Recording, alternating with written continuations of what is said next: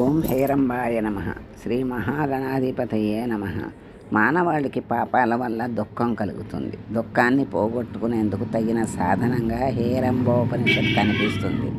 గణపతి రూపాలలో హేరంబ గణపతి అనే ఓ రూపం ఉంటుంది.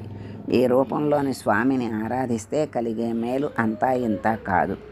హేరంబ గణపతికి 10 చేతులు ఉంటాయి. అభయముద్ర, వరదముద్ర, పాశం, దంతం, రుద్రాక్షమాల, పాశం, గొడ్డలి, ముద్గరం, దండం, పద్మాలను ఆ చేతులతో ధరించి ఉంటాడు.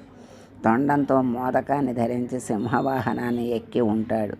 ఈ స్వామికి 5 గజముఖాలుంటాయి. ఈ స్వామిని ధ్యానిస్తే సర్వశుభాలు విజయాలు చేజిక్కుతాయి. ఈ విషయాన్ని హేరంబోపనిషత్ ప్రారంభంలో సాక్షాత్తు పరమేశ్వరుడు పార్వతీదేవికి వివరించి చెప్పాడు.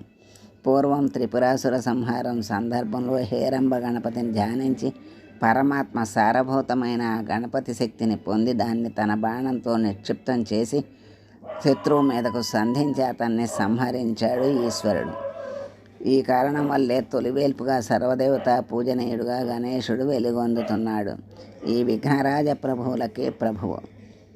ఆయనను ఉపాసించి సంసార సాగరం నుంచి, కష్టాల కడల నుంచి సుఖంగా బయటపడవచ్చని శివుడు పార్వతికి తెలియజెప్పాడు. మానవాళి దుఃఖాలను పోగొట్టుకోవటం కోసం ఆ స్వామిని పూజించటం కంటే సులభమైన మార్గం మరొకటి లేదు అన్నారు. అపమృత్యువు లాంటి భయాలు తొలగిపోతాయి.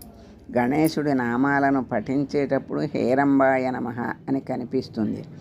ఆ హేరంబ గణపతి విశిష్టత ఇక్కడ ఇలా ప్రస్తావితమై ఉంది.